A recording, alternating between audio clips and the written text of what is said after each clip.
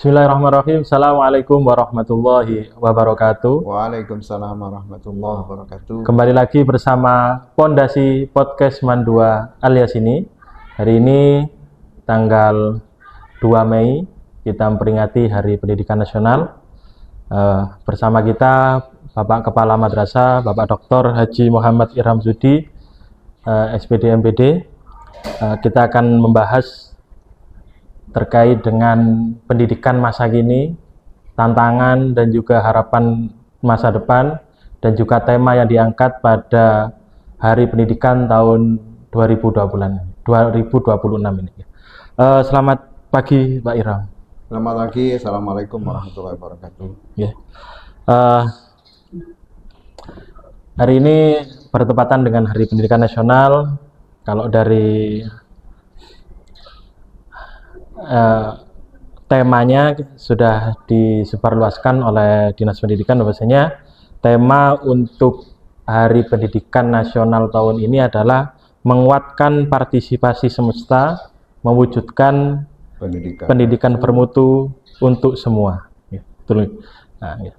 Di sini banyak sekali yang perlu dibahas sebenarnya, karena banyak variabel dalam tema ini.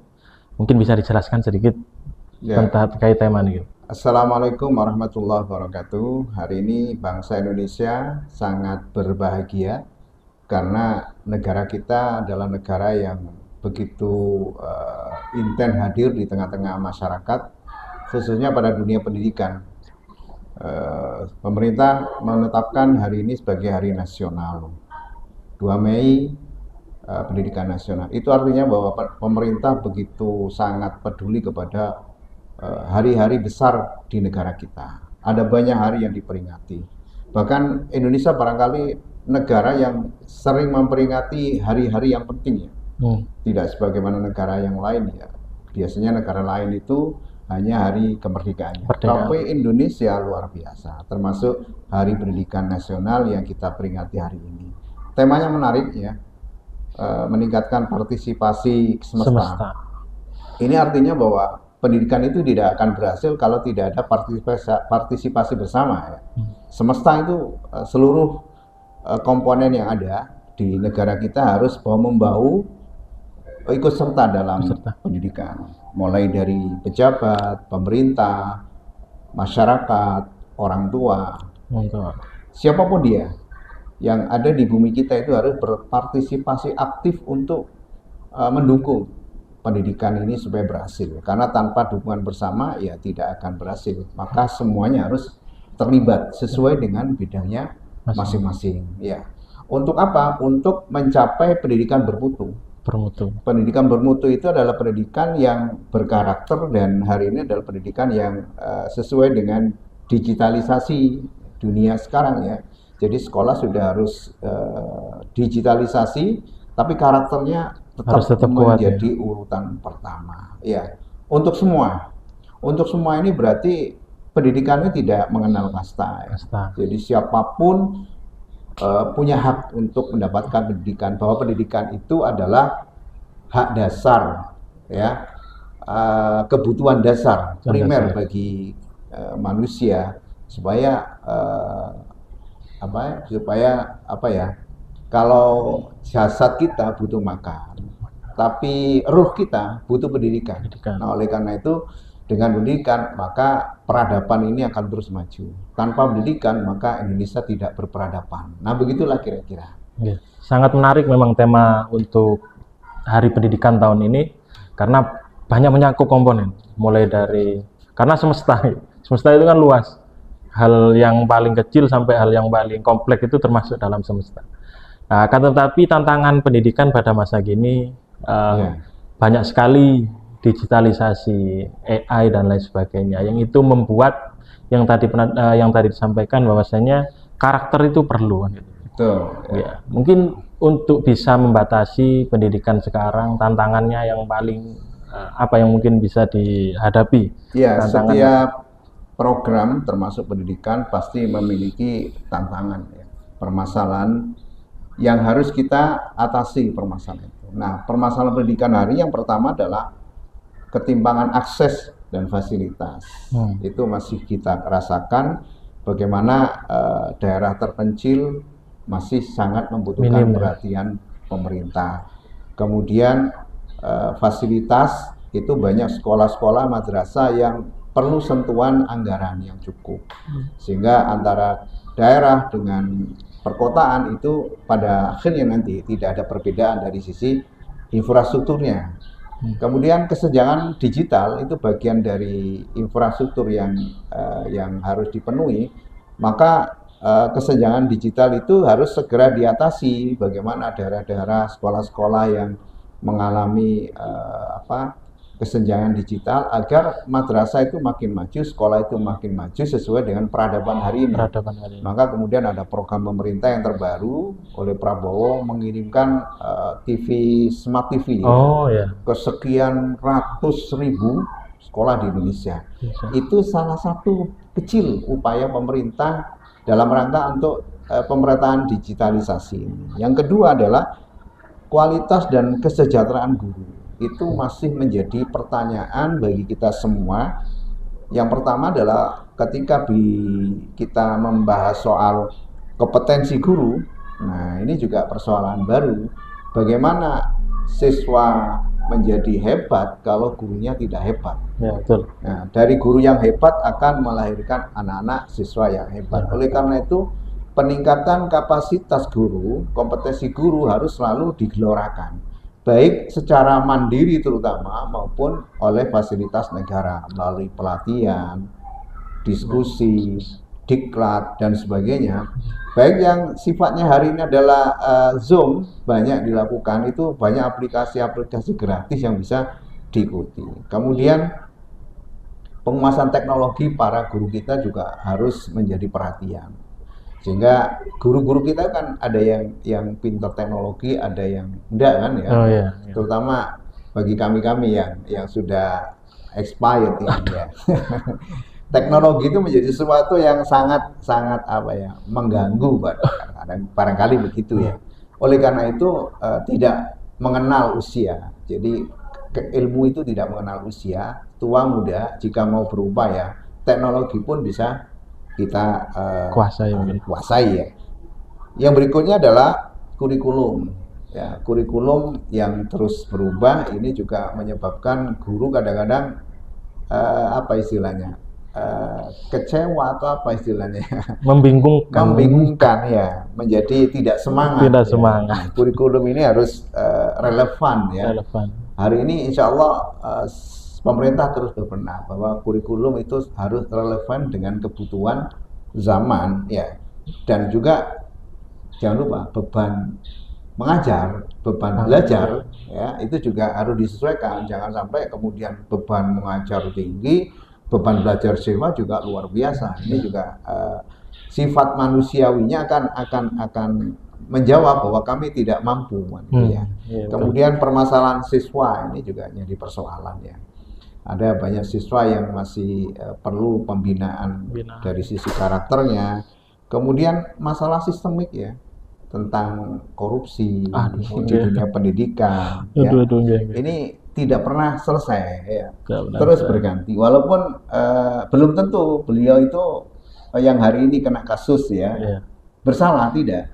Tetapi peluang-peluang untuk korupsi di semua lini jabatan itu rentan untuk dikorupsi, untuk berbuat korupsi. Maka jangan sampai ini terus berulang yang mengganggu pada proses peningkatan mutu pendidikan. Ya, yang kedua adalah paradigma masyarakat sendiri ya, yang menganggap bahwa pendidikan itu ya tanggung jawab sekolah, tanggung jawab pemerintah, tanggung jawab madrasah, tanggung jawab guru, kepala sekolah. Sementara wali murid ya, masyarakat ya aktif dengan dirinya sendiri ya. Padahal tadi partisipasi semesta itu disitulah peran masyarakat. Maka peran pendidikan ada tripartit namanya. Sekolah, madrasah, kemudian orang tua, masyarakat. Ini harus sinergi. Saling bahu-membahu sukseskan pendidikan di Indonesia. Nah begitu Pak Robert.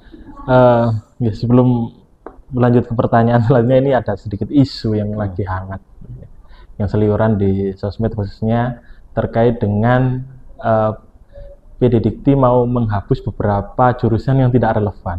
Salah satunya yaitu jurusan pendidikan lah. Ini gimana keguruan? Ya. Lebih khusus pada keguruan, bukan pendidikan. Oh, bukan pendidikan, keguruan. Keguruan. Nah, kalau pendidikan dihapus, hilang Indonesia peradabannya. Keguruan ya. Keguruan. Karena guru ini kan sebagai salah satu pion di pendidikan. Ya. Jadi ini masih wacana. Menurut saya. Jadi harus ada kajian yang serius, mendalam berkaitan dengan keberadaan kurikulum yang ada. Ini kan sebuah kegalauan dari kondisi pasar sehingga lulusan perguruan tinggi itu tidak sesuai dengan pasar gitu maksudnya. Tidak sesuai dengan pasar. Sehingga banyak lulusan-lulusan yang justru nganggur. Nah itu kemudian tidak bisa serta-merta disebut bahwa dia tidak sesuai dengan bidangnya. Tidak juga. Maka kemudian dianggap bahwa keguruan itu sangat banyak meluluskan para sarjana guru. Sementara peluang kerjanya itu sedikit sekali. Bahkan ada larangan untuk mengangkat guru di sekolah dan madrasah itu dalam rangka memang posisi negara itu tidak mampu membiayai lagi pengangkatan guru baru kecuali dengan sistem yang sudah dilakukan oleh pemerintah berdasarkan kajian hitungan ada CPNS. Nah, larangan kepala sekolah untuk mengangkat guru dalam rangka itu tadi ya. Sehingga muncullah hitung-hitungan dari kajian-kajian tim ahli itu kemudian dianggap bahwa overload sehingga perlu disesuaikan jurusan keguruan dihapus. Tidak serta-merta seperti itu ya.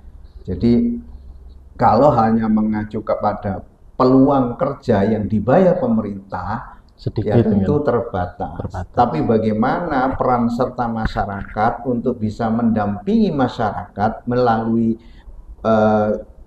status dia sebagai guru tidak terbatas ya. Pasti. Ya, hanya persoalannya harus kita sadarkan bahwa menjadi guru itu bukan kemudian harus dibayar oleh pemerintah. Ya, harus dibayar oleh pemerintah karena pemerintah terbatas. Maka bagaimana peran serta masyarakat kembali, peran serta dunia usaha untuk melihat ini loh guru-guru kita, ya ini guru-guru kita yang perlu perhatian kita. Makanya kemudian kita sebagai guru ya mengajak kepada guru-guru, ya memang guru itu bukan menjanjikan sebuah kekayaan. Menjadi guru itu bukan menjanjikan sebuah hasil seperti fungsi-fungsi pekerjaan yang lain. Ya, itu yang harus disadari. Ya, insya Allah kalau kita berjuang, rezeki kita tidak dari satu pintu, tetapi dari pintu-pintu yang lain. Saya kira itu. Terima kasih, sangat menarik sekali jawabannya. Mungkin terakhir nih, ketika semua elemen yang disampaikan tadi, entah itu guru, pemerintah, pendidikan secara kurikulum dan lain sebagainya sudah tercapai dengan baik. Terus harapan ke depannya gimana? Lulusan-lulusan kita mungkin 5 tahun, 10 tahun lagi bagaimana? Harapan-harapan dari harapan kita semuanya ya. Pemerintah dan masyarakat dalam hari ini juga dalam tugasnya sebagai pemantau atau melihat pekerjaan kinerja pemerintah, maka tujuan pendidikan sesuai dengan undang-undangan itu tercapai. Ya.